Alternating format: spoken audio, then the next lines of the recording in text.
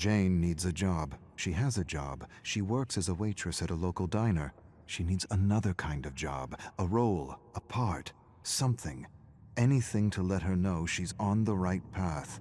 Anything to let her know she deserves more than a school variety show. Acting is a fool's pursuit, 1 in a billion, her father says. Her grandfather agrees but adds, those who have the courage to follow their dreams have a 99% chance of being that 1 in a billion. Have courage. Courage will put the odds in your favor. Jane loves her grandfather and wants to make him proud, wants to show him he's right. I'll be that 1 in a billion. Mexican waitress speaks in Mexican and English with a Mexican accent. Who wrote this? Mexican isn't a language. Doesn't matter, you get the gist. Her face grows warm with frustration. The accent isn't necessary. Why? Why the accent? Why can't it just be waitress? Waitress who speaks English? Why does the script need the waitress to be Mexican? Why is this important to the scene? Jane stares at the director, trying to understand his needs. It brings flavor. What does that mean? It doesn't bring flavor. It perpetuates a stereotype. Yet, Jane says nothing. She says nothing because she doesn't want to be blacklisted as a social justice warrior. Doesn't want to be called a complaining minority. With a slight Spanish accent, she finishes the audition.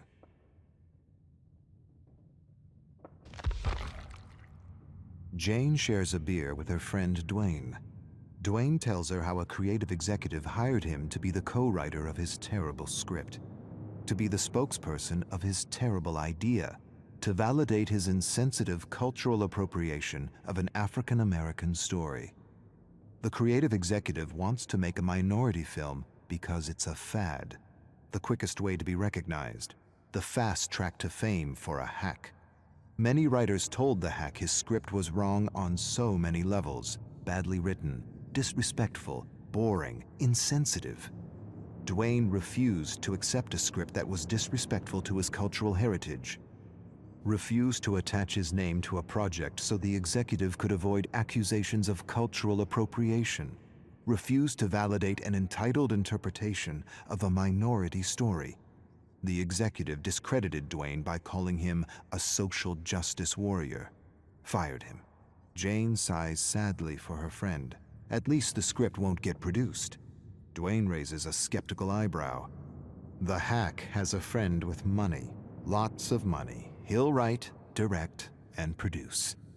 Entitled hacks with friends in high places. It's how bad movies get made. They toast bad movies.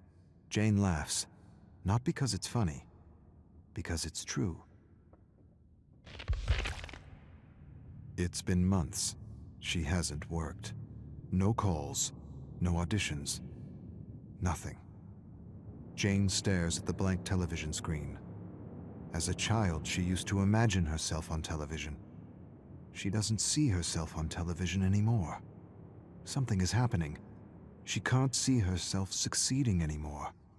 She wishes for her shot, her 1 in a billion shot, but scripts for her are few and far between, nothing beyond the stereotype. Her agent shouldn't care. He should put her forward for all the female roles in her age range. She can play any female role, lead or support, and yet she only gets auditions for the spicy Latina, or the funny immigrant, or the waitress with the accent, never just woman, American. That's all she wants. She stares at the snowy television, tries to visualize herself as the star of a show, but can't. The phone rings. Her agent, an audition, a major part in a play, and it pays well. For a moment, just a moment, she feels like 1 in a billion. Jane's cell phone rings. She freezes on the sidewalk. This is it. And she doesn't know if she wants to answer or not. She can't take another rejection, not for this part. This part is too important. She brings the cell phone to her ear, answers. She hears a voice she recognizes, her agent. He tells her how everyone enjoyed her audition, how everyone thought she was just fantastic. He goes on about something else. She waits for the but. The proverbial but. 1,000 compliments negated by one single, all-destroying but. It doesn't come. She listens to the trivial notes and waits for the polite rejection. Instead, you got the part. She's not sure she heard right. You got the part. She mumbles to herself. I got the part. Her face grows numb with disbelief. She screams. Strangers turn to face her. Sorry. Dwayne helps Jane rehearse at a cafe. They take a break and he tells her the hack is now doing a Chinese story and is desperately searching for a Chinese writer to validate his most recent abomination. Jane laughs. Hacks with money, it's how bad movies get made. She tells Dwayne things are going well with the play. She doesn't have to do an accent, doesn't have to wear a miniskirt or perpetuate a ridiculous stereotype, doesn't have to do all the stupidities she had to do in the past. This is a real gig. A meaningful gig, a gig she can share with her family. She knocks on the table. Dwayne laughs and says it isn't wood. She shrugs. He says he's happy for her and hands her a cutout from a magazine. Open audition for Quick Talk. He says he put in a good word for her. She'd make a perfect host.